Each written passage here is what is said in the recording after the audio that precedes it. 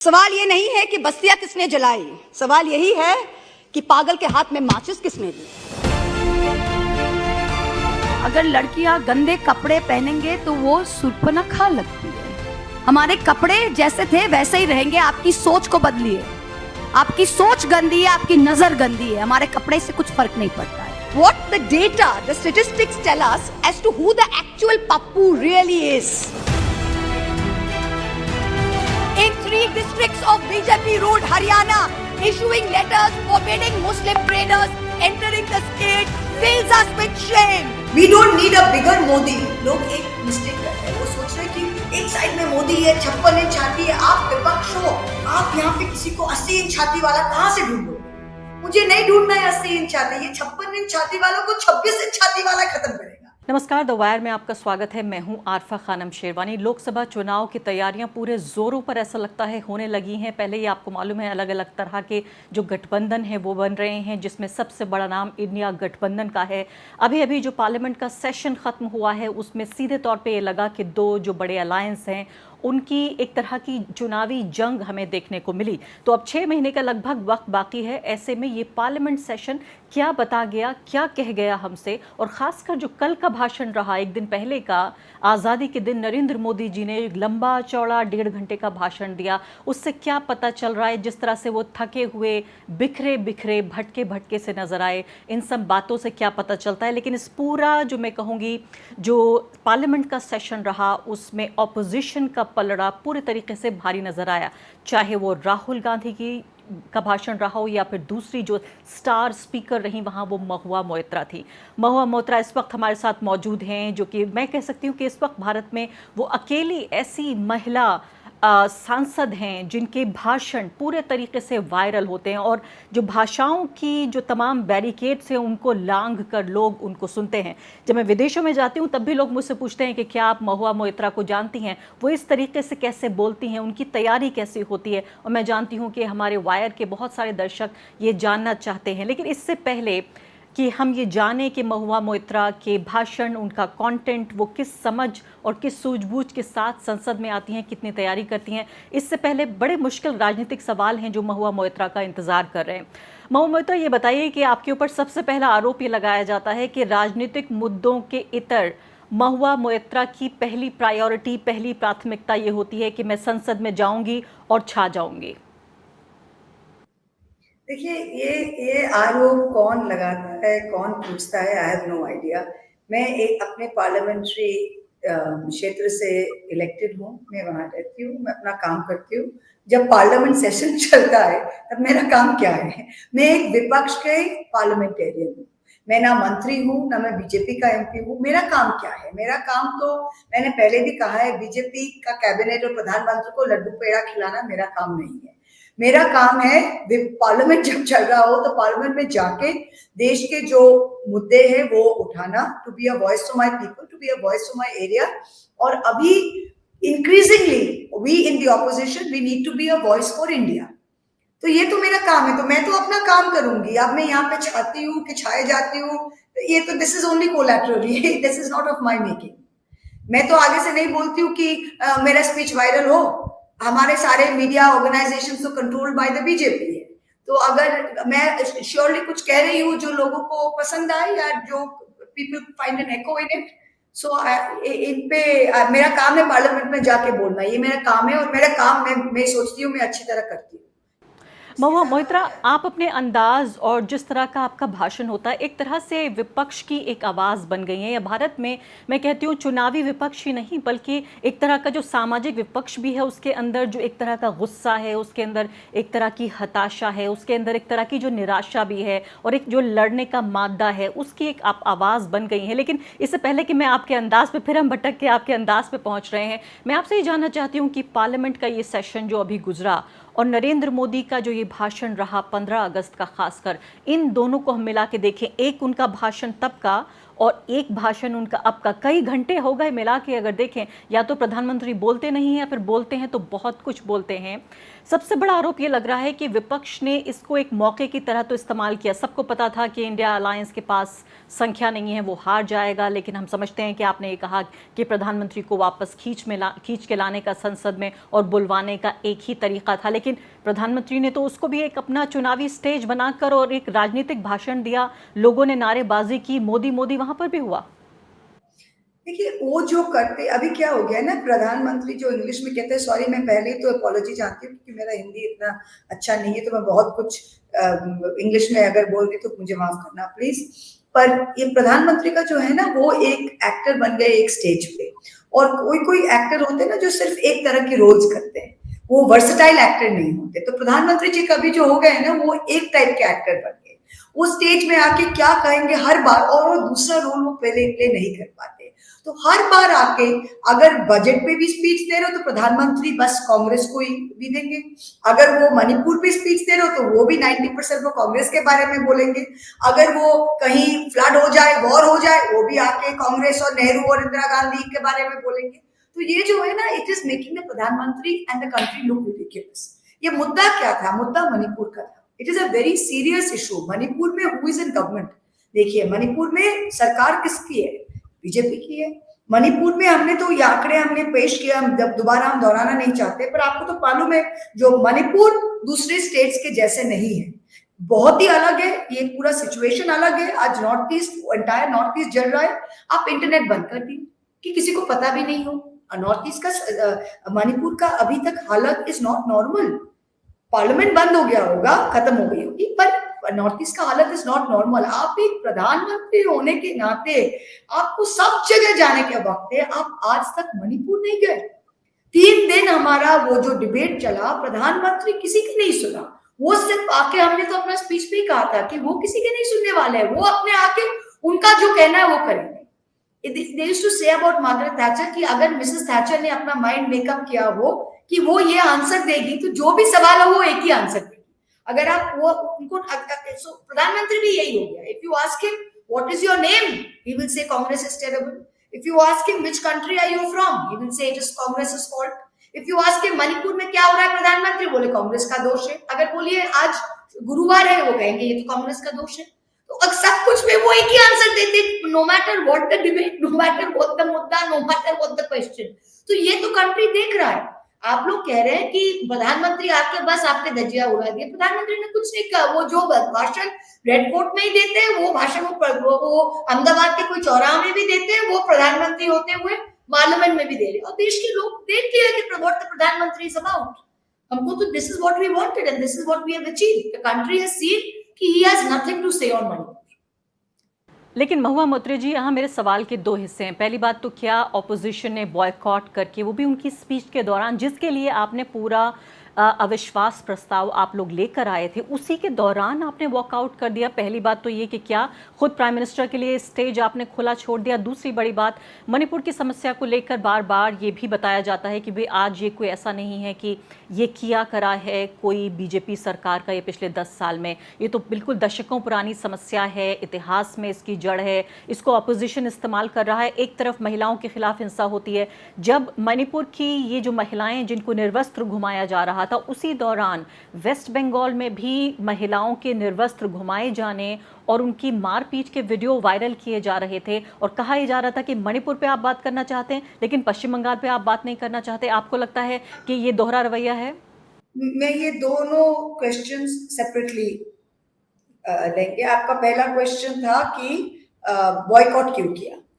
तो prime minister का जो स्पीच था, हमने नो कॉन्फिडेंस मणिपुर पे लाया। हमें प्राइम मिनिस्टर से मणिपुर के ऊपर आप क्या सोच रहे हैं वो सुनना था। देश को मणिपुर के ऊपर सुनना था। देश को नेहरू जी कब केक खाए, इंदिरा जी कब बर्थडे हवाई जहाज में मनाए, ममता बनर्जी क्या दोपहर को उठी कर क्या साड़ी पहनी, ये सुनना नहीं था। ठीक है, we asked the prime minister some questions, the prime minister has to answer those questions. आप कब वॉकआउट किए? 1 घंटा 40 मिनट सारा ऑपोजिशन वहां बैठा रहा। 1 घंटा 40 मिनट तक उन्होंने कुछ नहीं कहा मणिपुर में। 2 घंटे से ज्यादा भाषण दिए प्रधानमंत्री। क्यों? वो लाल बहादुर शास्त्री जी के स्पीच का रिकॉर्ड को तोड़ना चाहते हैं। प्रॉब्लम क्या हो गया ना, सारे बीजेपी के जो मंत्रियां थे सब ये नो कॉन्फिडेंस मोशन में वो अपने आप के साथ कंपटीशन कर रहे थे कि कौन ज्यादा बोले। सब्सटेंस कुछ नहीं था, जीरो। निर्मला सीतारामन 1 घंटा बोली तो किरण रिजिजू 2 घंटा बोलेगा तो प्रधानमंत्री 2.5 घंटा बोलेगा। If you notice there was no substance in anything. Nirmala Sitharaman ji ने तमिल कल्चर के ऊपर स्पीच दे दिया, किरण रिजिजू किसके ऊपर स्पीच दिया वो खुद को भी पता नहीं है। तो when after 1 hour 40 minutes when we are sitting there and the prime minister has not uttered the word Manipur, what are we supposed to do? Sit there and waste our time? प्रधानमंत्री तो किसी को कुछ जवाब नहीं दे रहे, वो तो खुद ही बोले जा रहे, तो खुद ही बोले। हम क्यों बैठ के उनके लिए ऑडियंस बने?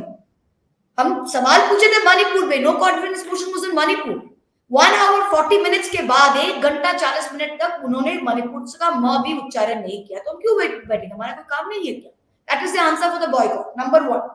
नंबर 2, जो आप कह रहे, ये क्वेश्चन आप मीडिया होने के नाते, एक महिला होने के नाते, you are doing women kind, you are doing a country a great disservice. BJP क्या चाहता है? बीजेपी का हमने इंग्लिश में बोला है व्हाट अबाउट इट। अगर आप पूछे इसके बारे में कुछ मुद्दा उठाए तो बोलेंगे अरे इसको भूल ही जाए, इसका क्या हुआ? राज्यवर्धन राठौर ने तो अपना स्पीच में बोल ही दिया, अरे मणिपुर को छोड़ो, राजस्थान पे बोलो, राइट? उनको काउ बेल्ट के अलावा और कुछ नहीं दिखता है। उनको जो हम काउ बेल्ट कहते हैं ना, हमारे हिंदी बेल्ट को कहते हैं, उसके ज्यादा कुछ नहीं दिखता है। नॉर्थ ईस्ट उनके लिए कोई हिस्सा ही नहीं है। No, South is not an integral part of India. East is not an integral part. Northeast is not an integral part. They are only interested in their own little Hindi belt. That's it. Number 1. Number 2, Manipur में क्या हुआ? ये कोई और state में नहीं हुआ। The question is not कि 2 महिला को निर्वस्त्र करके घुमाए, सिर्फ यह मुद्दा नहीं है। मैंने आपको कहा है कि मणिपुर में 60,000 लोग जो कि स्टेट के 2% पॉपुलेशन है, वो अपने घर के बाहर है। कौन से स्टेट में हुआ है? वेस्ट बंगाल में हुआ है? कहां हुआ है? 2 नंबर देखिए, 5,000 बंदूक और 6 लाख बुलेट्स मॉब ने जाके पुलिस स्टेशन से लास्ट 3 महीना में लूट किया है। कोई और स्टेट में हुआ है? आप बताइए। MHA कंट्रोल्ड असम राइफल्स और मणिपुर स्टेट वाले पुलिस दोनों आर्म स्टैंड ऑफ हो रहा है। कोई और स्टेट में हुआ है? दिल्ली में हो रहा है? बंगाल में हो रहा है? आप बताइए ना मुझे, एक एक करके मैंने सारे आंकड़े पेश किए। तो ये यहाँ पे निर्वस्त्र हो रहे, वेस्ट बंगाल में निर्वस्त्र हो, this is only deflection tactics. Manipur is a problem that has been created and has been एक्सेसरबेटेड।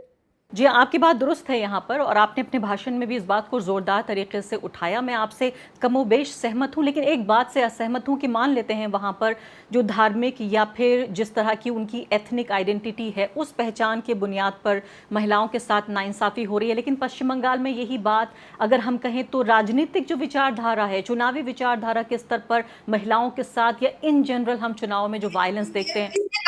किसने कहा आपसे? ये तो 2021 साल से बीजेपी कंटिन्यूस कह रही है कि 2021 साल में हमारे इलेक्शन के टाइम में बीजेपी ने क्या कहा था। इसके बाद 200 पार इलेक्शन के बाद, election happened with the BJP's election commission, with their central police, with everything. उसके बाद क्या हुआ? उन्होंने कहा कि बलात्कार का कैपिटल वेस्ट बंगाल बन गया, मर्डर का कैपिटल वेस्ट बंगाल बन गया। अब तो 2 साल होते जा रहे हैं, कितने लोगों के ऊपर उन्होंने प्रूव कर पाए? अगर TMC was running such A butchers government, तो आज तक बीजेपी के पास कोर्ट है, पुलिस है, इंस्टीट्यूशंस है, मीडिया है। कितने लोगों को 2021 के बाद उन्होंने कहा था इतने लोग के रेप हो गए, कहां गए? Please tell me where are the convictions? It is your police, we are not bothered. Where is the situation? लेकिन कानून we are not here to answer on Bengal.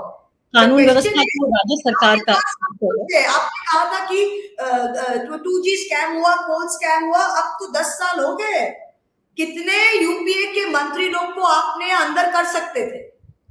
आपने क्या कहा था कि 2G में बड़ा स्कैम हो गया, कोल में बड़ा स्कैम हो गया, तो कितने मंत्री को अंदर कर सके 10 साल में? अगर आप लेकिन केसेस अभिषेक बनर्जी से लेकर बाकी लोगों पर केसेस तो चल ही रहे हैं।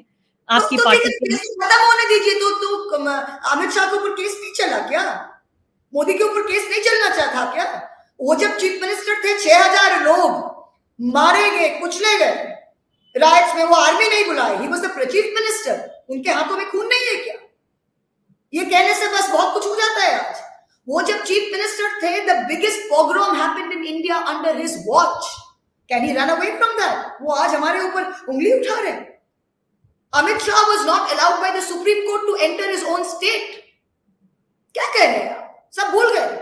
लेकिन महुआ मोइत्रा, एक बात तो आपको माननी पड़ेगी। मैं कहती हूँ कि जब गुजरात दंगों की बात होती है, मेरे जैसे पत्रकार लगातार हम सवाल उठाते रहे हैं, और जाहिर है आपने जिस खून का जिक्र किया वो खून के धब्बे धुलेंगे नहीं, चाहे कितनी भी बरसातें गुजर जाएं। वो बात अपनी जगह तय है। सुप्रीम कोर्ट की क्लीन चिट के बावजूद भी जो नैतिक सवाल हैं वो उठते रहेंगे। लेकिन यही सवाल मैं आपसे पूछना चाहती हूँ कि अभी जो लोकल इलेक्शंस हुए हैं उस दौरान जिस स्तर की हिंसा हुई, इंडियन एक्सप्रेस जैसे अखबार ने फ्रंट पेज पे इन्वेस्टिगेशंस छापे जिसमें ये कहा कि बाकायदा राज्य सरकार की तरफ से जो वायलेंस था उसको काबू में करने की बहुत कोशिशें नहीं की गई। आपको नहीं लगता कि ये वेस्ट बंगाल के दामन पर दाग है? Violence anywhere, nobody can support violence anywhere. Unfortunately, ये बंगाल का एक इलेक्टोरल हिस्ट्री का एक पार्ट बन गया है। इस बार जो लोग मारे गए उसमें 18 लोग तो टीएमसी के थे। आप अगर देखें नंबर ऑफ डेथ्स, उसमें तो टीएमसी के लोग मैक्सिमम मारे गए। अगर टीएमसी खूनी होता, अगर टीएमसी जाके सबको मारे, तो टीएमसी के अपने वर्कर क्यों मारे जा रहे हैं? टीएमसी के अपने वर्कर क्यों मारे जा रहे हैं? हर बार ये दंगा क्रिएट करने में बीजेपी माहिर है। आप देखिएगा आप आज आपके चैनल में हम प्रेडिक्ट करें, अभी से लोकसभा में आप देखिए हर स्टेट में उन्होंने दंगा करना है। आप राम मंदिर में देखिएगा ना, जब राम मंदिर होगा हर स्टेट से लोग ट्रेन लाएंगे, कहीं ना कहीं कोई मुस्लिम एरिया से जाएगा, कोई खुद ही उन लोग को एक स्टोन फेंक के बोलेंगे देखो इन्होंने मारा है, बस दंगे शुरू हो जाएंगे। मैं आपको आज आपके चैनल में बोल रही हूं, उनको 2024 जीतेंगे कैसे? पुलवामा तो डबल नहीं कर सकते, चाइना के वॉर तो डबल नहीं कर सकते, सिर्फ ये हिंदू मुसलमान करके इस बार फिर जीतने वाले हैं और दंगे करके। This is the only the PM Haryana में जो कहा, ये तो सिर्फ ट्रेलर है, आप देखिए ना क्या होता है। इसको फिर से महुआ जी, इसको फिर से दोहराइए। आप ये कह रही हैं कि जब जनवरी के महीने में 2024 में साल की शुरुआत के साथ ही जब राम मंदिर का कपाट खुलेगा, इसको हिंसा के लिए इस्तेमाल करेगी भाजपा? 101% ज्ञानवापी देके क्या शुरू किया इन्होंने?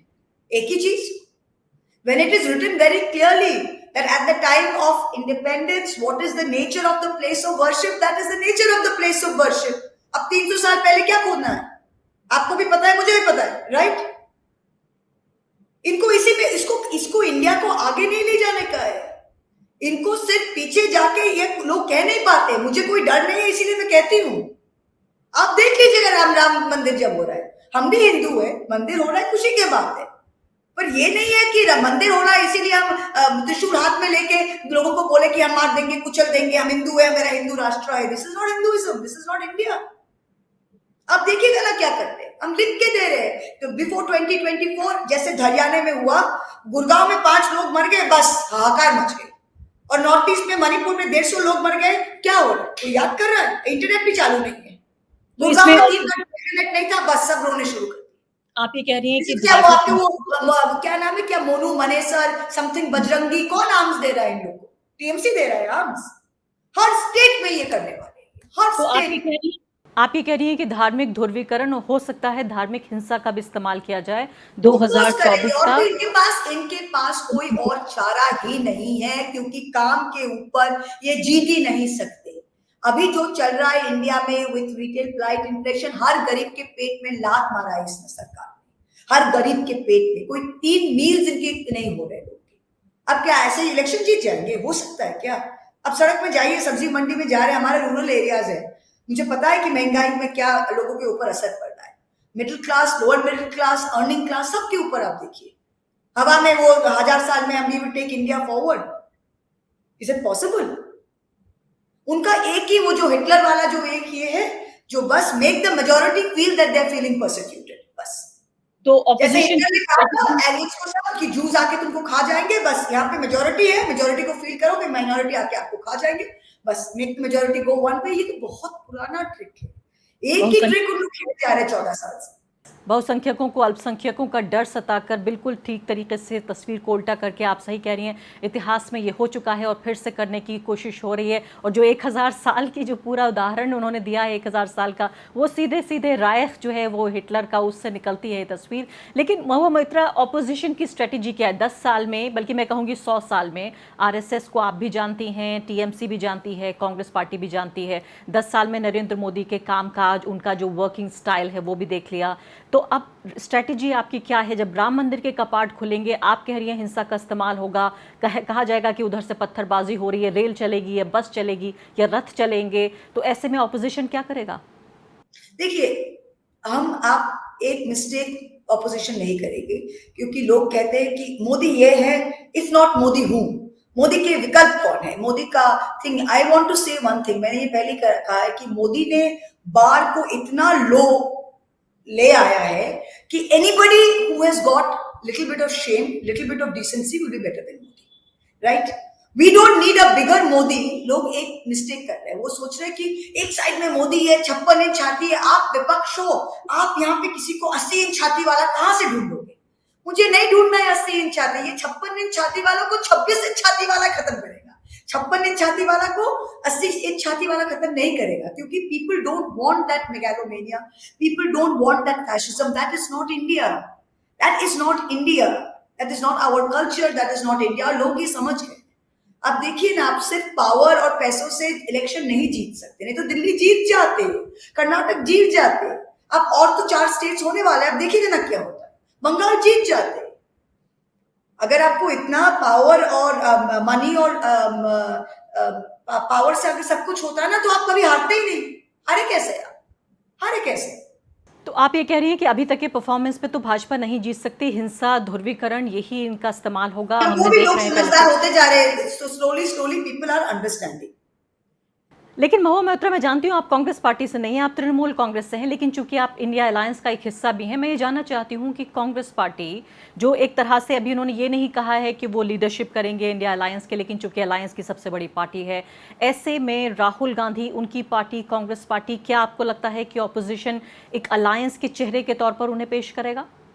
देखिए, ये मैं नहीं कह सकती हूँ, it is not in my place to say. All I can say is India alliance में कोई भी पार्टी लीडरशिप पार्टी बनने के लिए नहीं है। सब कोई एक साथ काम कर रहे हैं, और कोई भी एक लीडर को प्रोजेक्ट करके कोई इलेक्शन में नहीं जाने वाला है, right? Like I said, it is not a question of if not Modi who, it is a question of anyone but Modi. So we are standing for something, we are not standing against something, we are standing for something.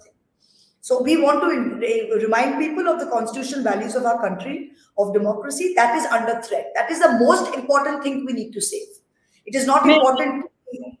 मैं आपसे विचारधारा के स्तर पर ही कुछ बारीक सवाल पूछना चाहती हूँ, डिटेल्ड क्वेश्चंस, जिसका जवाब विपक्ष के बहुत कम लोग देने को तैयार हैं। मैं खुद एक सेक्युलरिस्ट हूँ, एक कॉन्स्टिट्यूशनलिस्ट हूँ, और इस वजह से मैं समझती हूँ कि बहुत ज़रूरी चीज़ है कि जनता को, आम लोगों को बताया जाए कि संविधान से उनका क्या फ़ायदा है। मुझे जो एहसास हुआ है एक पॉलिटिकल साइंस के स्टूडेंट के तौर पर, और चूँकि आप भी आइडियाज़ में काफ़ी इन्वॉल्व होती हैं, और जब भी आपका भाषण होता है उसमें कुछ ना कुछ आप जनता के लिए छोड़ के जाती हैं कि वो सोचें इस बारे में, और शायद ये भी एक वजह है कि आपके भाषण बहुत लोकप्रिय होते हैं। अब मुझे ये बताइए कि आज के दौर में एक पत्रकार की तरह मेरी समझ ये है, चाहे वो सोशल मीडिया से आए या ज़मीन पर रिपोर्टिंग करने के दौरान, कि धर्मनिरपेक्षता यानी सेक्युलरिज्म, लिबरलिज्म, कॉन्स्टिट्यूशनलिज्म, डेमोक्रेसी, इन शब्दों को इतना डिमोनाइज कर दिया गया है कि आप सेक्युलरिज्म कहते हैं तो माना जाता है कि मुसलमानों को खुश करने की कोशिश है, जब आप डेमोक्रेसी कहते हैं तो कहा जाता है कि भाई हिंदुओं को दर्जा नहीं दिया जा रहा है। अच्छा, जब आप बात करते हैं लिबरलिज्म की तो कहा जाता है कि हिंदुओं से उनका हक छीना जा रहा है। तो जब इन तमाम शब्दों को डिमोनाइज कर दिया गया, जनता की नज़र में इनकी अहमियत ख़त्म कर दी गई, आपको नहीं लगता कि ऑपोजिशन को एक नई लैंग्वेज, एक नई भाषा की ज़रूरत है? नहीं, हम कर रहे, पर ये नहीं हो सकता कि वो आके हमारी जो भाषा है, बीजेपी डिसाइड करे कि हमारे शब्द जो है वो डिसाइड करे कि वो शब्दकोश से निकाल दे, वो नया भाषा करे और हम नया भाषा ढूंढे। ये नहीं हो सकता, right? Just because they don't believe in constitutionalism doesn't mean constitutional becomes a bad word. Hitler ने आके क्या किया था? एग्जैक्टली सेम थिंग किया था। But did Hitler succeed? No, he didn't, right? Did fascism ultimately succeed? No, it didn't. Ultimately, liberal, constitutional, democratic values have survived the world over, और India में भी होगा।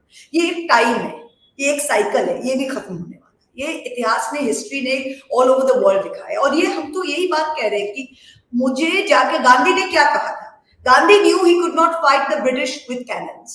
He fought them with non-violence. हम BJP के साथ competition में ही जा सकते कि वो हेट करे तो हम ज्यादा हेट करें, वो ये कह रहे तो हम उनसे ज्यादा राइट विंग हो जाए। That is not the way. That is not the way. We are sticking to what is the core values. हमने वो कभी नहीं चेंज किया है. वो आके कह रहे हैं कि सेक्युलरिज्म खराब है. ये तो 70s में आया है, इंडिया में तो सेक्युलर कंट्री था ही नहीं. कॉन्स्टिट्यूशन क्या है? कॉन्स्टिट्यूशन तो हटा देंगे. यूसीसी क्या है? हम तो हटा देंगे. लिबरलिज्म क्या है? Liberalism is a dirty word. हम लोग को कहते हैं लिपटाट, कितना कितना डर्टी डर्टी कहते हैं. तो आप क्या करेंगे? Are you going to decide, ये सुबह उठ के are you going to decide कि आप कहीं जा रहे हैं और कोई वहां से ऐसा ऐसा ऐसा कर रहा है, आप कितना इनको इम्पोर्टेंस देंगे? आपकी इस बात में कह रहा है, how are they influencing the people? नहीं, आपकी इस बात में ज़रूर दम है कि एक रिएक्शन के तौर पे नहीं हो सकता, या ज़्यादा दक्षिणपंथ राइट विंग की तरफ बढ़ जाना इसका इलाज नहीं है, और मैं ये भी समझती हूँ अच्छे तरीके से. लेकिन आपकी इस बात में भी दम है. जाहिर है हिटलर को 1000 साल नहीं जिया, लेकिन 12 साल में ही जितनी तबाही उसने लाई, 60 लाख से ज़्यादा यहूदियों को मार दिया, पूरे तरीके से ख़त्म कर दिया. उस पूरे सिविलाइजेशन को उभरने में कई साल लग गए. मैं आपसे ये जानना चाहती हूँ, मैं जो सवाल मेरा था शायद वो अधूरा रह गया, उसका एक हिस्सा ये भी था कि क्या जब मैं कहती हूँ कि एक न्यू लैंग्वेज चाहिए, कि ये जो चीज़ें हैं, जो ये वैल्यूज़ हैं हमारी, जो फाउंडेशनल वैल्यूज़ हैं, इनको आम हिंदू, मुसलमान तो समझता है, ईसाई समझता है, दलित भी समझ रहा है, आदिवासी भी समझ रहा है, लेकिन खासकर जो हमारा ये मिडिल क्लास, जो बहुत ही ताकतवर मिडिल क्लास है, हिंदू अपर कास्ट है खासकर, इसको ये कैसे समझाया जाए कि ये सब जो हैं वो निरे शब्द नहीं हैं, ये मुसलमानों ईसाइयों के भले के लिए नहीं बनाए गए, लेकिन उसकी रोज़मर्रा की ज़िंदगी में सेक्युलरिज्म क्यों ज़रूरी है, लिबरलिज्म क्यों ज़रूरी है, कॉन्स्टिट्यूशनलिज्म क्यों ज़रूरी है, हमारे लिए एक डेमोक्रेसी बने रहना क्यों ज़रूरी है, ये ऑपोजिशन कैसे पहुँचाएगा लोगों तक? देखिए, ये हिंदू समझता है. अगर ये हिंदू नहीं समझता ना, तो सारा हिंदू बीजेपी को वोट देता है. आज भी 2 हिंदुओं में से एक ही बीजेपी को वोट देता है. दो में से 2 बीजेपी को वोट नहीं देते. नंबर 1. नंबर 2 जो है, अगर आप देश में कोई मुसलमान नहीं रहा, कोई ईसाई नहीं रहा, कोई सिख नहीं रहा, तो क्या हो जाएगा? तो फिर क्षत्रिय, शूद्र, ब्राह्मण, तो हिंदूज में जो कास्ट है वही डिफरेंट रिलीजन्स बन जाएंगे, उसी में वो होना शुरू हो जाएगा.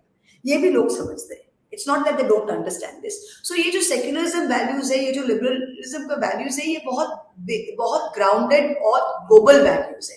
इट कांट बी, ये 10 साल एक हिस्ट्री में, एक कंट्री का हिस्ट्री में एक 10 साल बहुत कम समय है. और हाँ, इन्होंने तबाही मचाई, पर ये तबाही भी जरूरी है लोगों को समझने के लिए.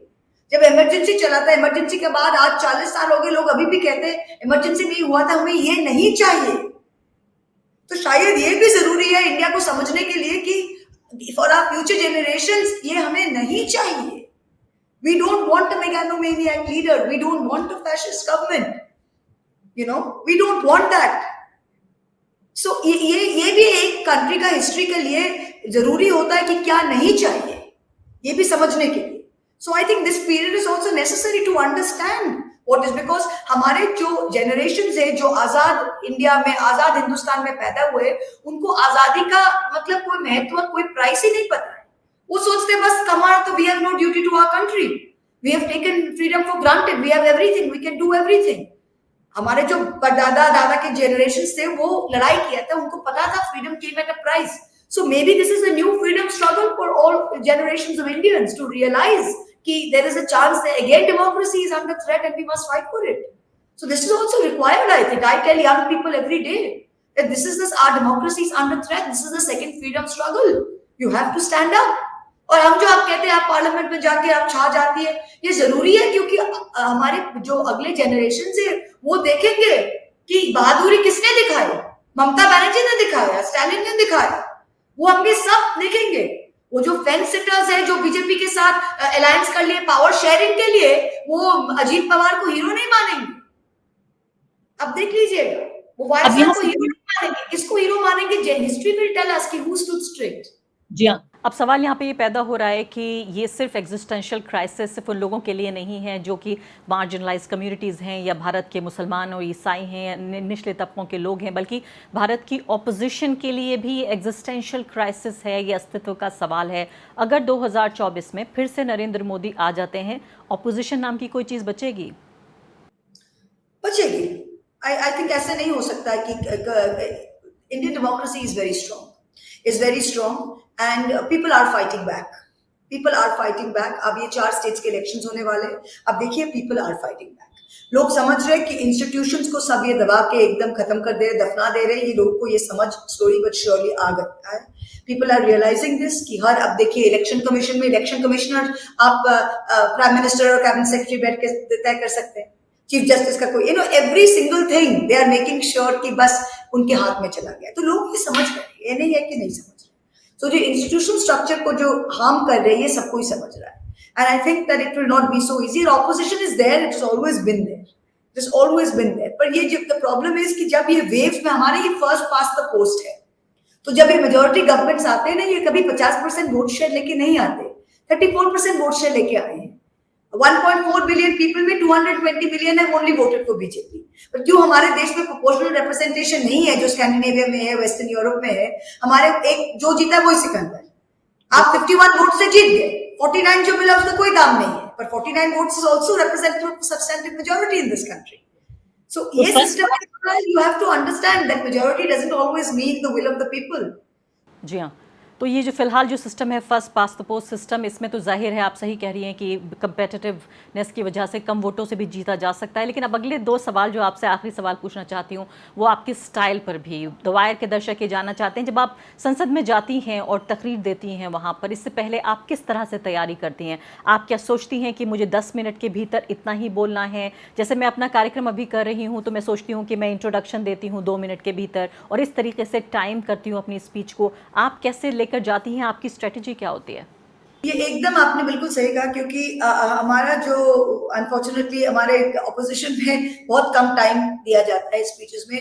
देखिए अगर 12 घंटा के डिबेट हो तो हमको सिर्फ 30 मिनट हमारा पार्टी को दिया था, 30 मिनट्स दिया था, 16 मिनट्स किया तो फिर 40 मिनट्स दिया। तो स्पीकर्स होते हैं, अगर आप फर्स्ट स्पीकर होते हैं तो आपको 15 मिनट मिलता है या 12 मिनट, सेकंड या थर्ड। हमारे पार्टी में बहुत सीनियर्स भी है, तो यूजुअली कभी कभी हम ओपन करते हैं, पर always there are more than one speaker. तो आपको very rarely you don't get more than 12 minutes और 15 मिनट्स मैक्सिमम। मेरा एवरेज स्पीच 10 मिनट का होता है।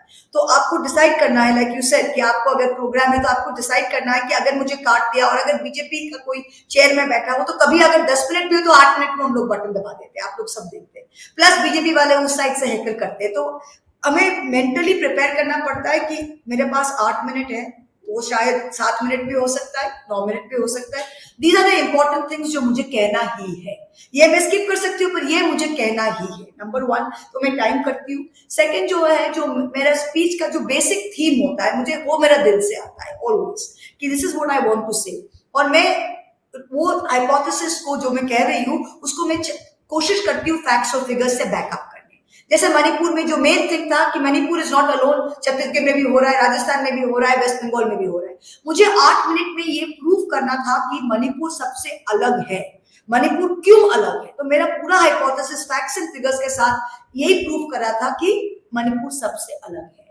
सेकंड था, लोग कह रहे थे कि नो कॉन्फिडेंस आपने क्यों लाया, अगर तुम सक्सीड ही नहीं करना है। तो हम कह रहे थे कि नो कॉन्फिडेंस हम सरकार गिराने के लिए नहीं लाए, नो कॉन्फिडेंस हम to stand up for all of these things. So दो मेन मेरा जो हाइपोथेसिस था, मुझे 8 मिनट में खत्म करना था। सो मैं इस तरह प्रिपेयर करती हूँ। और हमेशा पूरी स्पीच को आप लिखती हैं हमेशा, या एक्सटेम्पोर भी आप बोलना चाहती हैं? नहीं, हम मेन पॉइंट्स लिखते हैं, फॉर एक्सटेम्पोर बोलते हैं। हम देख के कभी कागज नहीं पढ़ते, पर I look at it to make sure I follow the नहीं, क्योंकि actually reading is not allowed. आप रीड नहीं कर सकते, पर बहुत लोग रीड करते हैं। आप देखते हैं एकदम टक टक टक टक टक, ये अलाउड ही नहीं है, पर कोई कहता नहीं है कुछ। तो I write down my points and on each point I speak. जी हाँ, इसके अलावा एक आरोप आपके ऊपर ये है कि जितना जो गुस्से और जिस तरह की भावना के साथ आपकी जो पूरी बॉडी लैंग्वेज होती है, उसमें एक तरह का परफॉर्मेंस भी होता है, एक परफॉर्मेटिव तरीके से महुआ मोइत्रा संसद में आती हैं। क्या आप अक्सर इतने गुस्से में होती हैं जब राजनीति की बात कर रही हैं? जिस देश का प्रधानमंत्री नरेंद्र मोदी हो, इस लेवल का परफॉर्मर हो प्रधानमंत्री, उसी पार्लियामेंट में एक छोटी सी सदस्य हो, तो मुझे भी थोड़ा सा लीवे दीजिए परफॉर्मेंस के लिए। सब best actor, best actress, best performance सभी मोदी जी ले लाएंगे, कुछ हमारे लिए भी छोड़िए। इसीलिए हमें भी उसी के साथ कंपटीशन करना पड़ता है। तो स्मॉल साइड में हम भी थोड़ा करने की कोशिश करते हैं। जी महुआ, आपके यही जो अंदाज है, आपका जो यही स्टाइल है, शायद इसी के लिए लोग कायल हैं आपके, कि छोटी छोटी क्लिप्स आपकी वायरल हो जाती हैं। जैसे आपने इस सवाल का जवाब दिया, आपकी यही जो हाजिर जवाबी है, शायद यही लोगों का दिल जीत लेती है। बहुत बहुत शुक्रिया कि आप लगातार ये मुद्दे उठाती रहती हैं, जो आम जनता से जुड़े हुए मुद्दे हैं, हमारे लोकतंत्र से जुड़े हुए मुद्दे हैं, हमारे संविधान से जुड़े हुए मुद्दे हैं, और जिस अंदाज से आप पेश करती हैं, एक तरह से आप विपक्ष की और एक जो वॉइस ऑफ रेजिस्टेंस है वो बन गई हैं। शुक्रिया, आप वायर पर आई और आपने हमें समय दिया। Thank you very much Alpha ji, और मैं अगेन माफी चाहती हूँ फॉर माय पुअर हिंदी, और सेकंड मैं आपके पास स्टूडियो में नहीं आ पाई, मैं कंस्टिट्यूंसी में हूँ। थैंक यू वेरी मच, मुझे इतना समय दिया आपने। Thank you, God bless you. The wire के और वीडियोस देखने के लिए सब्सक्राइब करें और बेल आइकन पर क्लिक करें। स्वतंत्र पत्रकारिता की आर्थिक मदद करने के लिए डिस्क्रिप्शन में दिए गए लिंक पर जाएं और अपनी राशि चुनें।